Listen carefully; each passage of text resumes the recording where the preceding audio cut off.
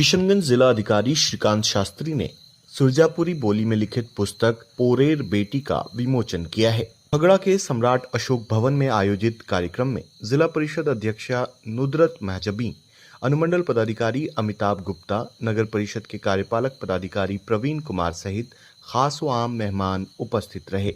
आज जब मिली फहराई दिले सुरजापुरी झंडा, आज जब मिली फहराई दिले सुरजापुरी झंडा, सुनो लोगा मोड़ चलेगा हैंगे पूरा ठंडा।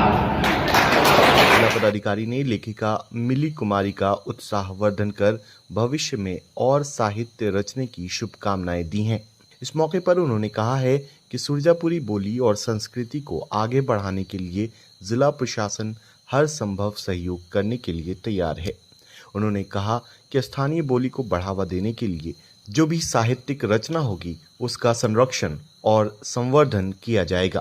बहुत ही प्रशंसनीय एवं सराहनीय है कि हमारी कोई बेटी आगे आई और अपनी संस्कृति को जगाना चाहिए। यहाँ के लोग सुरजापुरी भाषा, सुरजापुरी की जो संस्कृति थी उसको धीरे धीरे भूलने लगे थे। इसने एक बहुत बड़ा काम किया है किशनगंज के लिए और यहाँ के हमारे पूर्वजों के लिए, जिन्होंने इस भाषा को दिया था लेकिन हम उसकी पहचान भूल रहे थे। इसलिए मेरे तरफ से मिली को बहुत बहुत बधाई और मैं चाहूँगा कि हमेशा अच्छा करे, नई नई अच्छी अच्छी किताबें लिखे और किशनगंज को, किसी माटी को धन्य करे। नाम रखा गया पुस्तक का, बाकी बेटियों को क्या संदेश देना चाहते हैं? बाकी बेटियों को मैं संदेश देना चाहूँगी इस पुस्तक को पढ़ें, इस तरह आगे बढ़कर आएँ और अच्छी अच्छी किताबें लिखें और शिक्षा ग्रहण करें। सरकार की प्राथमिकता हमेशा होती है महिलाओं का उत्थान।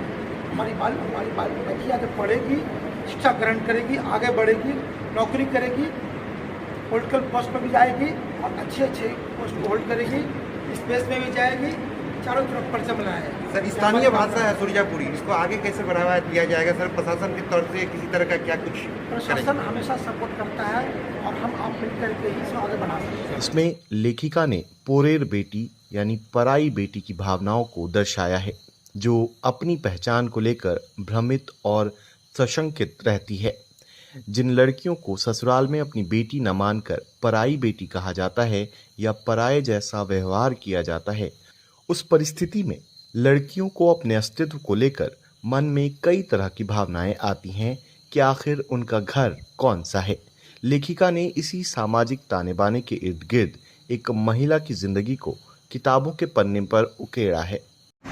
और यह मेरी प्रथम उपन्यास है, प्रथम पुस्तक है और मेरे मन में ये विचार आया, मैं हिंदी कविताएं, हिंदी कहानियाँ बहुत दिनों से लिख रही हूँ, लेकिन विगत 1 वर्ष पहले मैं गांव गई थी, तो मैंने वहाँ का जीवन यापन, वहाँ के रहन सहन, वहाँ के खान पान को बहुत गंभीरता से उसको शोषित किया था।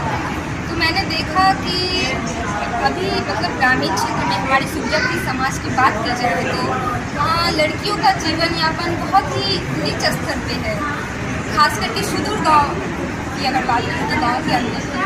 तो मैंने उसी को शोषित किया और अपने पुस्तक में अपनी एक बेटी की भावनाओं को लेकर, अपनी पहचान को लेकर भ्रमित है कि उसकी पहचान को अपने उपन्यास में मैं प्रयासरत रहूँगी।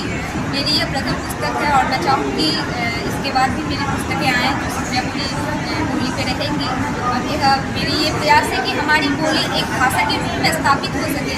ये हमेशा से यही प्रयास रही थी और ये प्रयास रहेगी।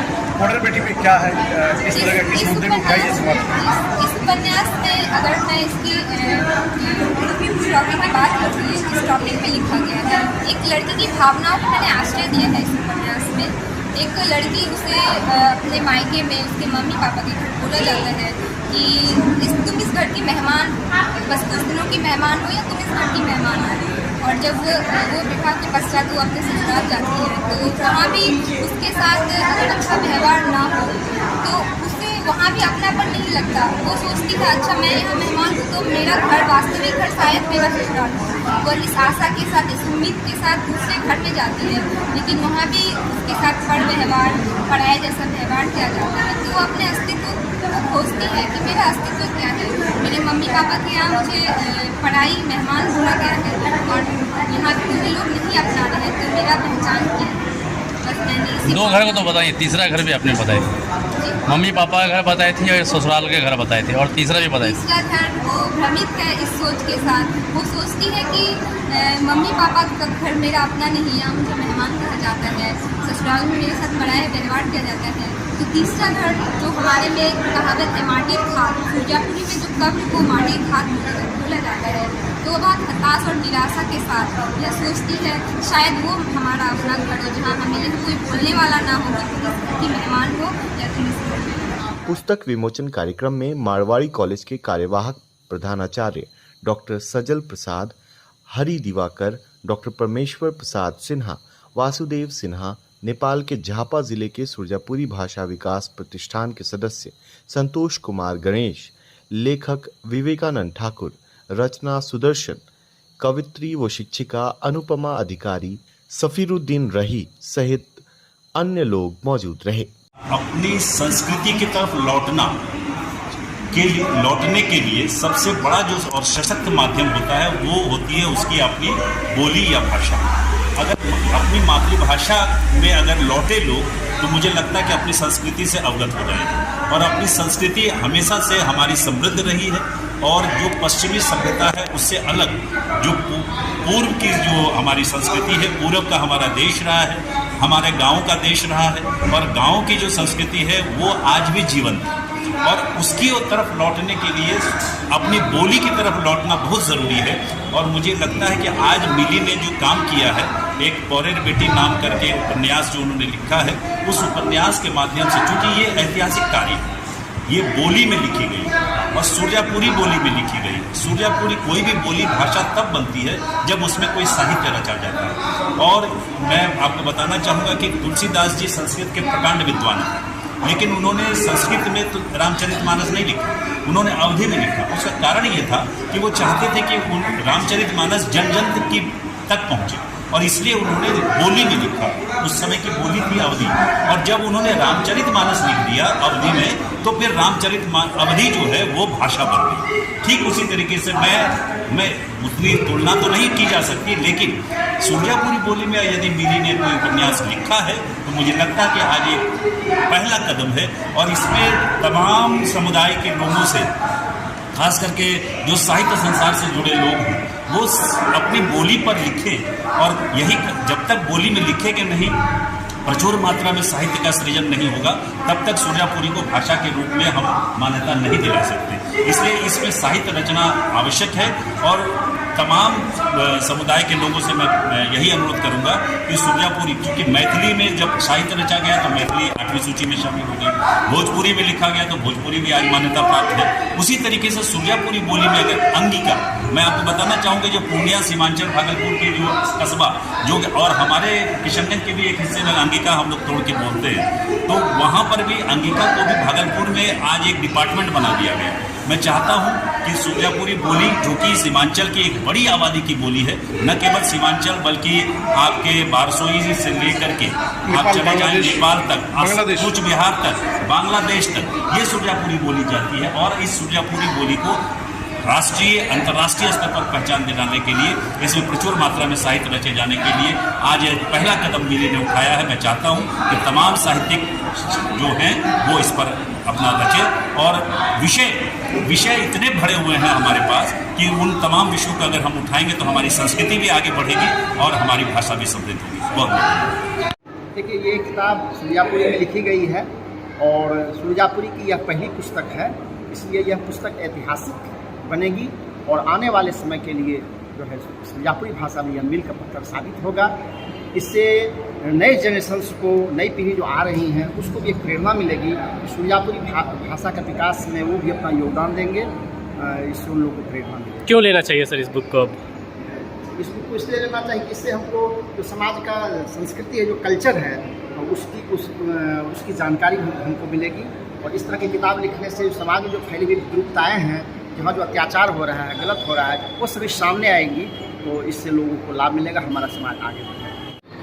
ये किताब तो मिली ने लिखी है, पौरेर बेटी उपन्यास, जो कि सुरजापुरी भाषा में लिखी गई है। एक बेहतरीन उपन्यास है, और मैं तो ये मानूंगी कि इंसान का जो सबसे बड़ा शक्ति होता है वो कलम होता है। जिसका मिली ने बखूबी से इसका मतलब उपयोग किया, सदुपयोग किया अपने कलम का।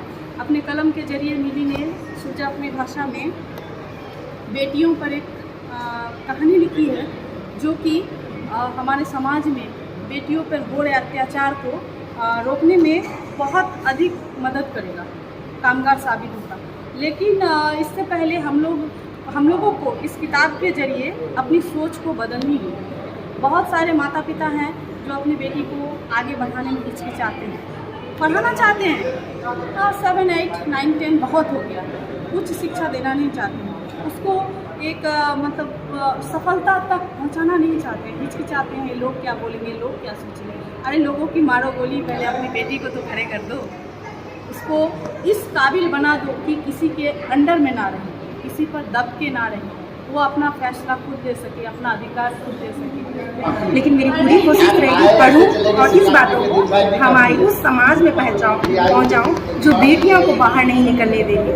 हम तो कहें मिली जैसा, सबके जैसा बेटी आगे बढ़े और लिखे, अपने हाथों की कलम जो कलाएं हैं बच्चों में वो दिखाएं, वो महिलाएं के द्वारा प्रकाशित किया हुआ पोरेर बेटी, ये अपने आप में एक सुरजापुरी को एक नया आयाम दिया है किशनगंज में। ये पहली लड़की है जिन्होंने सुरजापुरी बोली को आगे की ओर बढ़ाया है। इसमें पोरेर बेटी का मतलब है दूसरी की, जब बेटी की शादी होती है तो वो दूसरी जगह जब जाती है तो अपने आप को दूसरी की बेटी कैसे बनने लगती है। उसका इस किताब में यही वर्णन किया गया है कि जब वो घर में रहती है, मायके में रहती है, तब उस पर पिता का अधिकार होता है।